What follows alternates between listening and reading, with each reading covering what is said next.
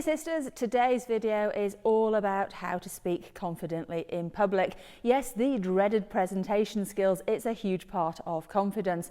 Unfortunately, the news is, sisters, you are going to have to speak to a group of people at some point, whether this is business or your personal life. So let me give you some hints and tips that will make you much more confident, so next time it won't be as terrifying. Let's dive in. Just before I head on over to the office, what I wanted to say to you guys was I suggest you watch this video to the end. Normally my videos are 4 or 5 really quick hints and tips to get you on your way, but public speaking is actually dear to my heart, so I've tried to make this a little bit more involved and a little bit more complex, only so that you get a better sense of some of the things that you can do. So watch the video to the end, and I'll put the right teeth in. Watch the video to the end, ladies, and hopefully you'll get something from it. So I'll see you over back at the office in a minute.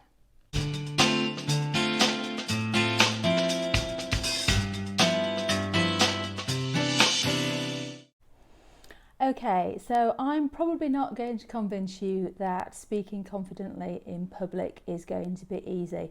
So let me just give you a story to prove, I suppose, that it's not just you, ladies.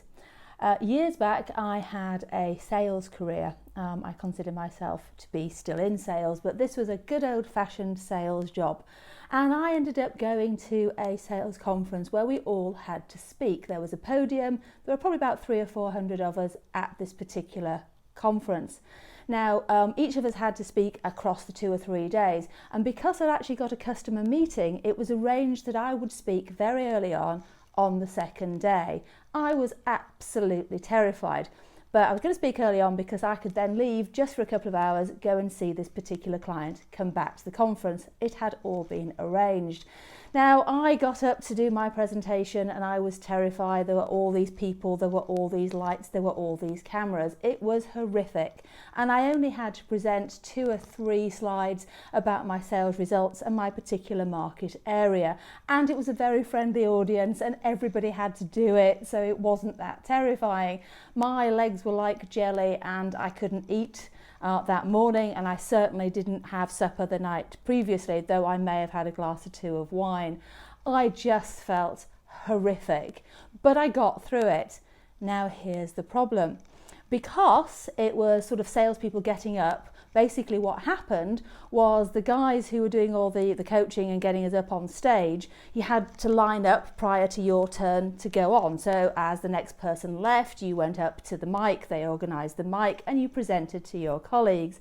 Because I was going out to a meeting, we agreed I'd be first, and yes, I needed to take my bag with me so that I could exit the other side of the stage. So underneath the lectern, I put my bag before I started presenting.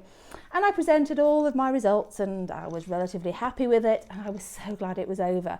It was about a 10-minute presentation. It must have taken 2. I was going that quickly because I really wanted to get it over with. Thank you very much. It's been lovely talking to you all. Off I go. Now the next person comes along, stands at the lectern, and I go to leave the building and get into my car and drive to see this client. My car keys are in my bag and my bag is still under the lectern. This is a really important client. I have to retrieve my car keys because I have to go and see the client.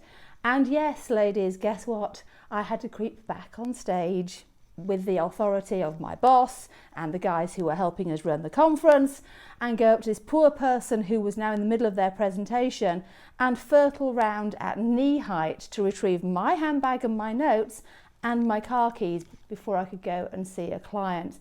I was mortified. I was beside myself. I really was. So not only had I got the stress of the presentation, I got this other stress of everybody laughing at me. I mean, they really were. My boss was laughing. It wasn't so serious. It was a friendly audience. It could have happened to anybody, but I know how you feel. So yes, I have messed up big time in public speaking, and I do have other occasions that I can share with you. So I just wanted to let you have that little story so that you know you are not alone. So let's move on to some of my hints and tips that will make this easier for you. Now, you will have to do some work. It's not going to flow magically. There isn't, I don't know, a unicorn fairy of presentation skills that will make you perfect today. But with a bit of practice, I promise, with these tips, it will get easier, ladies. So let's go into the first thing.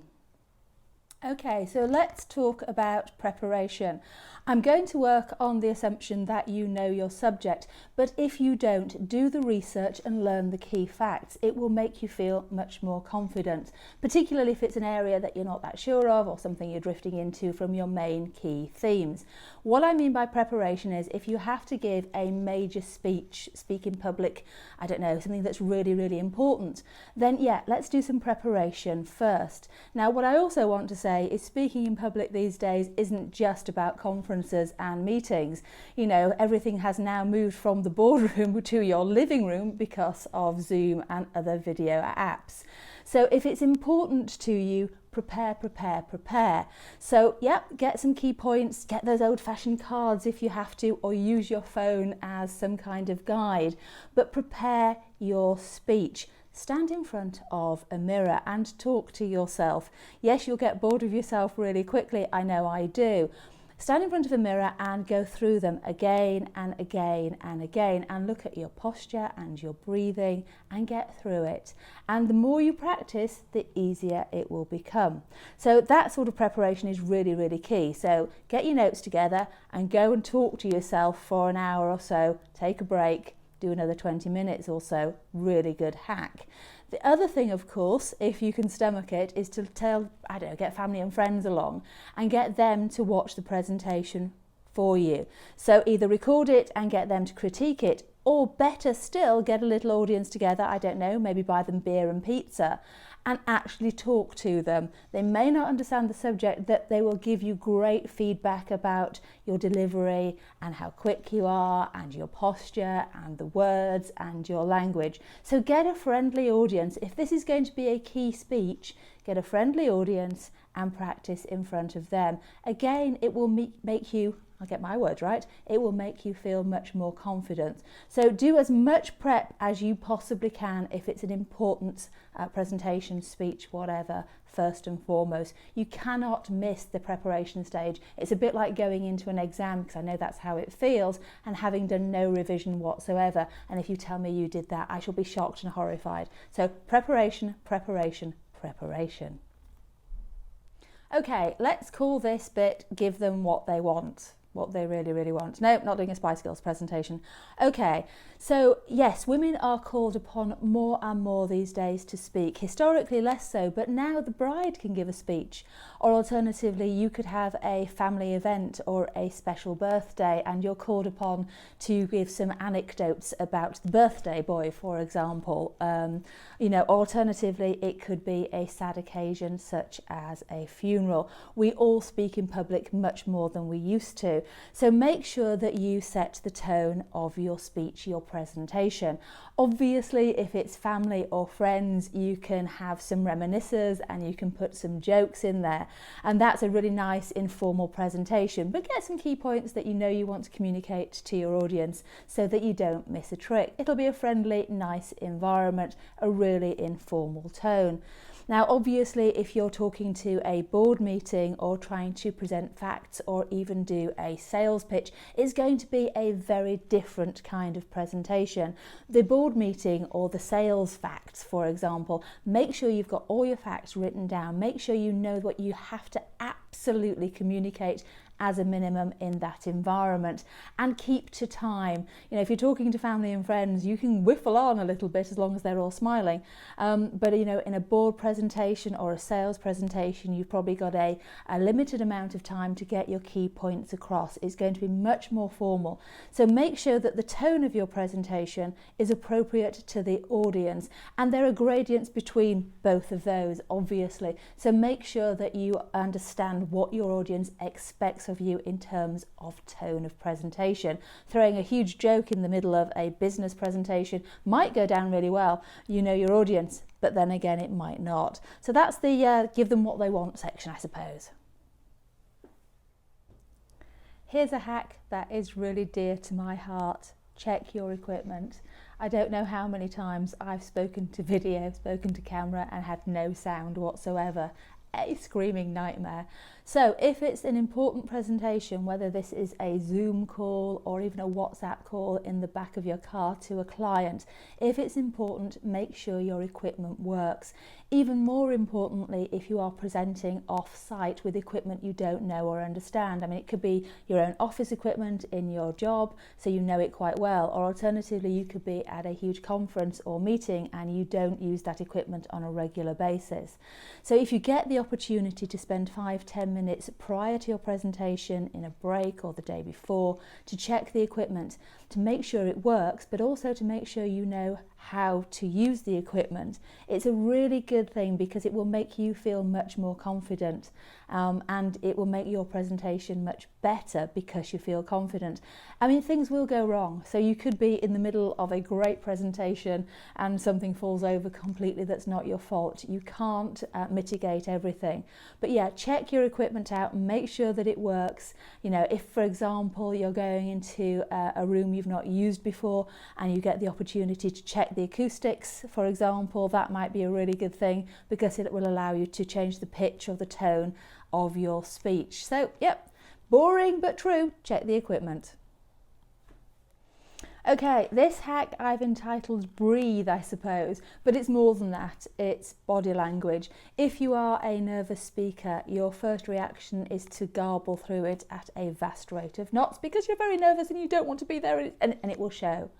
So breathe. Breathe from your belly rather than from your throat if you can. So those deep breaths between sentences, between paragraphs. But it isn't just about breathing, it's about that emphasis pause. So you might want to make a really good point and say, well, now is a good point to listen to, and breathe.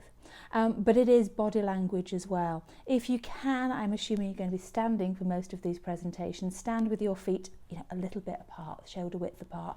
Put your shoulders back and make yourself feel as comfortable as possible.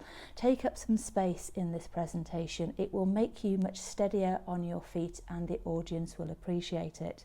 I do have another post about body language hacks, so that might be useful to have a little look at. It will help you through with the presentation skills. So yeah, just take that deep breath and centre yourself. It doesn't really matter. Honestly, it doesn't. Just go for it, okay? And actually, what did I say about preparation? I've just reminded myself to say make eye contact, okay? So not only breathe, but make eye contact. But the other thing that I did want to say, which I forgot entirely, so my bad, is practice your breathing and your eye contact when you're doing your preparation. So in the mirror or with your friends and family. So yeah, practice the breathing and practice keeping eye contact with them in that preparation stage because that will really help out. That's what I wanted to say. Okay, dress appropriately. Now, if the event really does call for a pink tutu and Doc Martens shoes, you go for it. But that aside, dress obviously appropriately to the occasion. Obviously, if it's a wedding or a birthday party, you'll be in different outfits. I'm thinking much more of a business presentation. My suggestion would be, if you're going to be on your feet a long time, don't wear those sky-high heels. You know, your ankles will get a little bit sore, and that's you too, gentlemen. If you're doing a video presentation, I would avoid spots and stripes because they can be a bit jazzy on the screen. This, of course, is my lucky blouse. I'm kidding you not, I feel really comfy in it. So if you're going to make a presentation that you're a bit nervous about or you're a little uncomfortable, wear an outfit that you know works for you. It'll make you feel an awful lot better. What I would also suggest is, you don't wear something where you're worried about the bra strap showing or something where you've got to hold your belly in. The other thing, of course, is again back to video presentation. If you're going to be wearing a lapel mic, then I would suggest you avoid anything that might rustle or cause a background noise. It will be distracting. So wear something that you're comfortable in, that is appropriate for your audience and makes you feel good. Avoid spots, stripes, dots, whatever, if it's video, just so that people get the opportunity to focus on you and what you are saying, rather than you wobbling off your heels or holding your tummy in or messing with your hair. So dress appropriately for the environment and make sure you're as comfortable as you can possibly be. Okay, the next thing I want to say is a small thing, but I think it's important. Pause often. It will give your audience time to process what you're saying, and it will make you come across as more confident and more knowledgeable in your subject. So pause regularly, allow them to digest the information that you're putting out there, and allow yourself that time to think about what you're actually saying, what you're really going to be saying next. A pause after a sentence also sort of emphasizes how important it is. So if you want to gabble all your way through it, which is the temptation, I know, it will make your presentation less dramatic. If you can build in some pauses and then start again, it will actually help the flow of the presentation. Practice this in front of the mirror, practice it with your friends. There are going to be key sections. You can even mark them on your speech. This is the place where I'm going to take a breath, for example. Okay, so that's the first thing. The second thing in this little section, I suppose, is eye contact. It's something that's really difficult to do, particularly if you've got a large audience and you can't really see anybody. But try and pick somebody out of the audience and talk to them. Make your first point directly to them. Pause, breathe, and then maybe make your next point to the next person in the audience or someone further at the back of the room. Engage with them to sort of create some kind of intimacy. I know it's false, but it will look much better for them and it will actually feel much better for you. In fact, if you're talking to an individual, that's a lot less scary than talking to a whole room of people. One other thing, because we're not just talking about those big presentations or indeed those weddings or those birthdays, it's back to Zoom and all the other video medium that we have here. If you're doing a Zoom call, if you're making a presentation in a Zoom environment, remember to look at the camera, not at the screen, because what you're going to get, no matter how good your presentation is, if you're not looking at the camera, it's going to be the top of your head, and I'm sure that's beautiful, but that's not what it's all about. So make sure you look at the camera. Imagine that you are looking into your lover's eyes and make those points directly to the screen. Go with the flow. So you've got a formal presentation and depending on the environment, somebody interrupts you with a question. Now it might be that you have to take questions at the end, but the fact that someone's interrupted you with a question is great. It means you're engaging with your audience. Now if you can, if the environment is appropriate, you can answer that question then and there. That's fantastic. It will allow you to expand on your points and something they've already found interesting. If you need a moment to think about what you're going to say, my suggestion is that you thank that person for their question, repeat the question back to them to make sure you have clearly understood it, and that will give you those few seconds that you need to centre yourself and to be able to give the appropriate answer. So yes, ideally you'd get through your speech quickly and it would be perfect and there'd be no interruptions, but if they do interrupt, it's a good thing, I promise you, and it will allow for a more engaged conversation. The whole point of a presentation is to communicate, and these people will help you because they will actually bring to the fore some of the things you want to say. It will help demonstrate how knowledgeable you actually are. So don't get too hung up on the fact that you've got the next point. You know, go with the flow, engage with the audience. It's the audience, you're entertaining them and informing them. It's all about them. So yeah, go with the flow a little bit. Just a suggestion, it works for me. I hope you're watching still, by the way. Tell your audience a story. It's always a good way to communicate information. A story will allow you to relate something they don't know to something they do know and something that they understand. If you go to presentations of some of the world's best public speakers, or indeed some of the world's worst public speakers, but if you think about politicians or people who give presentations on a regular basis, or even those movies that you watch, they communicate what's happening through the story. They come back to the story on a regular basis. It's a nice way of engaging with your audience. So yeah, I would recommend that you say sort of talk a story or build in an anecdote or some kind of metaphor every 10 minutes or so. Certainly if your presentation is only 10 minutes, you know, pop a story in there. It will break it up for you and then it can come back to the key points and the audience will be much more relaxed. I think you will be too.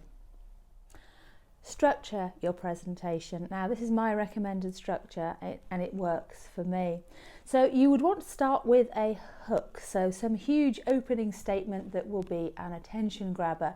So for example, did you know that more people are terrified of giving a presentation than death is a pretty good hook, I think.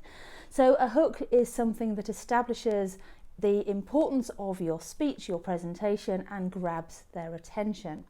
The next thing I would do is I would go into some kind of story, some kind of metaphor that allows you to then go on to explain what your hook is all about before giving them some information that you need to get across to them. Okay, so hook, story, information. I'm actually going to tell you a story that demonstrates one of the best hooks I've ever heard. It also demonstrates how important it is to make sure that it's audience appropriate. So here goes. A long time ago, I went to a wedding, a lovely event, and my partner at the time was the best man, so he had to give the best man speech. So, okay, I was nervous, he was nervous, I think the bride was nervous too. But everything was going great, and he got up to give his speech. Now, let me just put a scene setter in here for you. The bride and the groom were truly in love. They're a fantastic couple. This must have been 20 odd years ago, and they are still together now, thank heavens. The groom had been a bit of a boy in his previous life. He'd lived the life, shall we say. And the bride, she was from a very, very strong Christian family. She had very strong beliefs and she had very strong principles, as did the majority of her family. How these two got together, I do not know. But I know for a fact that the groom, he had changed his behaviour. He was totally in love with this lovely lady who I won't name. And as I say, they're still together now. They've got a family and a business together, and they're a great couple. But, you know, he'd been a bit of a boy, and she came from a very, how can I put it, a very, I don't know, environment where you didn't sort of live out your wildest dreams, as it were. And as I say, a big Christian family. So the ex-partner of mine stood up. The room went quiet to give the best man's speech. And he starts the speech with the best hook I have ever heard. So at the wedding party, stands up and says the words, fornication. And the room was quiet to start with, but it went silent. And I started to hide under the table, because he then repeats the word fornication, just in case we hadn't heard it the first time. And the waiters were shaking. Everybody had he had everyone's attention on him, as he planned. And then he says, for an occasion such as this. And I cannot tell you how relieved I was at that point, and the speech went off beautifully. But that's what I mean by a hook. He had everybody's attention in that room. But I would say probably for the wrong reasons to start with. It was a huge gamble. It paid off as it happens. But, you know, tell them a story. I'm telling you a story. It happens to be true. But make your hook a big statement and make it appropriate for your audience, please. So, back to the structure of a presentation. Big opening statement. Tell them a story, and then talk about the information that you want to give them, the information you want to impart to them. So make it relate to the story. So obviously, I want you to take away some much better presentation skills, and if you can avoid making that mistake, that will be great. The fornication mistake, that is. No, the presentation fornication mistake. See what I mean? And then at the end, what you need to do is you need to give them some kind of call to action. Now, in a business sense, this is, you know, and we'd like to wrap up with getting the presentation out to you. Can I ask you to give me your email addresses? You know, can I ask you to sign on the dotted line? Some kind of business call to action. In a personal environment, it can be, let's all stand now to cheer the bride and groom, or happy birthday, Susie, well done. You know, there's always a call to action at the end. So the way I structure most of my presentations, if it's appropriate, is big hook, nice little story, put some information out there, and then ask you to do something. That's the way I go. Leave them wanting more. So for most presentations, you're going to have a time limit, and the temptation will be to cram all of the stuff into that presentation. And as I mentioned earlier, what you need to do is make sure that you get your key points across. So if the subject is vast and wide, or you're going to be asked questions on all sorts of things, I think we need to set the scene early on. I think you actually need to say, this is a huge topic, this is a detailed topic. I'm only going to present the key points, and I can certainly discuss with you in a different environment more more of the same or get into it in more detail. The reason I say this is if you just waffle on and you go past your time, you will probably annoy individuals because they're up next, particularly if it's a Zoom call or a Zoom conference. Everybody wants to get their say and then get back off and have their cup of coffee. So what you need to do is make sure that you communicate the key points. So set out early on that you're going to be covering the key points. There's an awful lot to say on this subject, and we can always catch up later in a different arena, a different medium, etc. What you also want to avoid is people starting to fiddle with their phones, yawning and getting bored. It is better to communicate a few key points and leave them wanting more than to have to wake them up at the end of the presentation. So, yep, leave them wanting more. It's a good old showbiz, adage, and I think it works. Okay, so be memorable. So the structure that most people use is tell them what you're going to tell them, and tell them what you told them. So just think of the evening news. They open with huge headlines, so they tell you what they're going to tell you. They then do the article and then they summarise. It's a really good way of making sure that you get your key points across and that you are memorable for your audience. It's a simple formula that has applied for years and years, and I see no reason to change it. Oh dear. So that is what I would say. So to be memorable, just tell them what you're going to tell them what you're telling them, and summarise at the end. So in conclusion, tell them what you're going to tell them you told them, and then conclude it. In conclusion, I hope you have enjoyed this video. It is actually a video that is very dear to my heart because I know how terrifying it is for so many people. And as I say, I'm far from perfect. And what I'm going to do with this video is I'm going to leave in some of the glitches. Yes, I'm going to edit out the fact that I can't speak, or indeed when I slip off my chair. But as a general rule, I'm actually going to leave in this video everything that I've pretty much done. The reason I'm doing that is to show you that it doesn't really matter. I hope I've got my points across. Yes, I've messed up occasionally, but that's what life is about. I'm human, and I don't think you're going to hold it against me. Well, at least I'm hoping not. And that's the point, ladies. It doesn't really matter. As long as you communicate your points, and as long as the audience feels that they have learnt or received the information, or they've had a great time, it doesn't really matter at all. It's a dear, dear subject to my heart. It relates to my subjects on body language and fear of rejection and how to get past no, all of which I think are really important for women. Whether you're a woman of, 40 and you've still got kids at home, or you're going into your second career at your 60s, all of these subjects are hugely important for you. What I would say, because I genuinely mean it, is if you want to have more information, or you've got any questions, or I can help you in any way, pop me a note across in the comments at the bottom, because I would love to hear you and we can start a real conversation. So I look forward to seeing you really, really soon.